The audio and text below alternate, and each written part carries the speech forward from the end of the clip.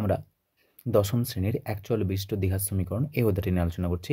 কোষের দিকে 1.2 এর যে সমাধানগুলি রয়েছে সেই সমাধানগুলি নিয়ে আলোচনা করছি। সো আজকের লেকচারে আমরা সমাধান করি অপর যে প্রবলেম রয়েছে 4 নম্বরের যে 2 নম্বর প্রবলেমটা রয়েছে 2x + 1 whole square plus x + 1 whole square equals to 6x + 47 এই যে সমীকরণটা রয়েছে সেই সমীকরণের সমাধান করব। সো আমরা জানি সমাধান মানে কি জানি যে কোনো একটা দ্বিঘাত সমীকরণ থাকবে, সেই দ্বিঘাত সমীকরণ যে চলরাশি রয়েছে সেই চলরাশির মানগুলো নির্ণয় করা। তো আমরা জানি যে কোনো দ্বিঘাত সমীকরণ সাধারণ আকার হচ্ছে ax² + bx + c = 0। তাহলে এই যে দ্বিঘাত সমীকরণ রয়েছে সেই দ্বিঘাত সমীকরণকে সমাধান করে আমরা কার মান নির্ণয় করব? x এর মানগুলো নির্ণয় করব। এবং আমরা জানি সর্বোচ্চ x এর কতগুলো মান পাওয়া যাবে? দুখানা মান পাওয়া যাবে।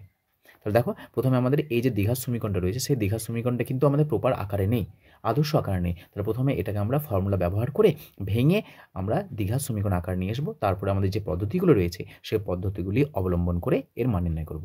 তাহলে প্রথমে দেখো আমাদের প্রথমটা কত রয়েছে যে 2x + 1 তার হোল স্কয়ার। তার আমরা জানি a + b তার হোল স্কয়ারের ফর্মুলা। তাহলে প্রথমে ভেঙে দাও a + b তার হোল স্কয়ার। সো 2x তার হোল স্কয়ার মানে 4x² প্লাস 2ab, সো আমাদের কত আসবে 4x + 1 প্লাস অফ x + 1 তার হোল স্কয়ার, এটা হয়ে যাবে আমাদের x² plus 2ab plus b square. আর ডান দিকে আছে আমাদের 6x প্লাস 47 করে দাও। যোগ করে কত আসছে আমাদের 4x² plus x² 5x² 4x plus 2x plus 6x 1 plus 1, এটা হয়ে যাচ্ছে আমাদের 2। সো ডান দিকে আসছে আমাদের 6x plus 47।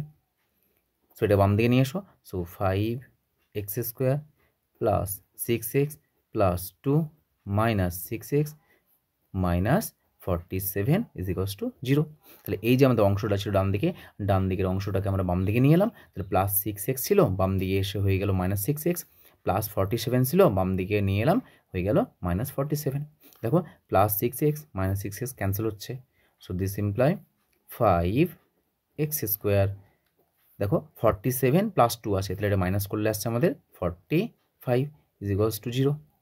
So this imply 5, এখানে আমরা 5 দিয়ে ভাগ করে দাও, তাহলে x² মাইনাস 9 = 0। এটাকে আমরা ফ্যাক্টর করতে পারি। তাহলে x এর মান দেখো শুধুমাত্র একটা চলরাশি এবং একটা সংখ্যা রয়েছে। তাহলে একটা সংখ্যার আকারে যদি থাকে তাহলে তাকে আমরা খুব ইজিলি সমাধান করতে পারি। এখানে আমাদের মিডল টার্ম ফ্যাক্টর বা উৎপাদক বিশ্লেষণ করার কোনো প্রয়োজন নেই। তাহলে এটা শুধুমাত্র আমরা কি ফ্যাক্টর আকার করে নিচ্ছি। তাহলে এটাকে আমরা মিডল টার্ম ফ্যাক্টর করার প্রয়োজন নেই। তাহলে এটা দেখো a² মাইনাস b² করতে পারি, এটাকে x² মাইনাস 3a² = 0।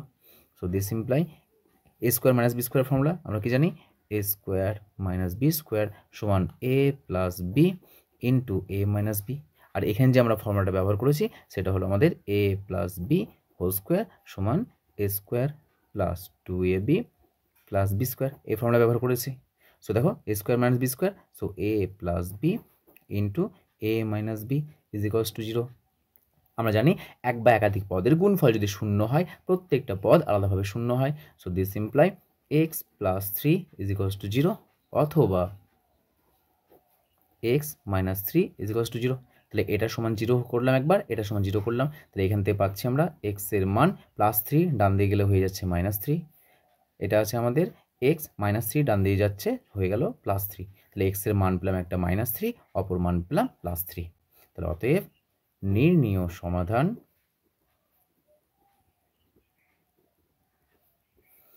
x সমান 3 ও মাইনাস 3। তাহলে x এর মান কটা পেলাম আমরা? দুটো মান পেলাম।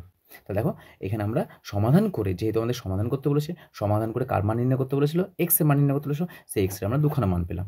অথবা আমরা এইভাবে লিখতে পারি x সমান 3 এবং x সমান মাইনাস 3। এটা আমাদের নির্ণয় সমাধান। কেউ আবার এখানে এটাকে ফ্যাক্টর না করেও আমরা অন্যভাবে করতে পারি। কীভাবে করতে পারি? দেখো x² মাইনাস 9 সমান 0।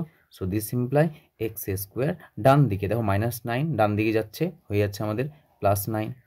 সো দিস ইমপ্লাই x সমান, দেখো বর্গ রয়েছে বাম দিকে, ডান দিকে গেলে কত হবে? বর্গমূল হয়ে যাবে। সো এটা হয়ে যাবে plus minus under root plus 9।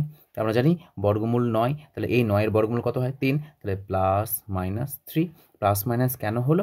এই যে আমাদের স্কোয়ার ছিল, সেই স্কোয়ারের জন্য যখন আমাদের ডান দিকে চলে আসবে শুধুমাত্র প্লাস না, প্লাস মাইনাস আকারে আসবে। সো প্লাস মাইনাস এটা দেখো এক্সের আমরা দুখানা মান পেলাম। কী কী মান পেয়েছি?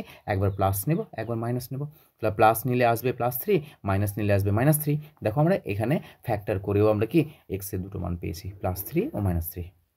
তাহলে যেহেতু আমাদের সমাধান করতে বলেছিল, সমাধান করে আমরা কত মান পেলাম? এক্সের নির্ণয় সমাধান পেলাম আমরা x = 3, x = -3। তাহলে এইভাবে আমরা সমাধান করে এক্সের মানগুলো নির্ণয় করব।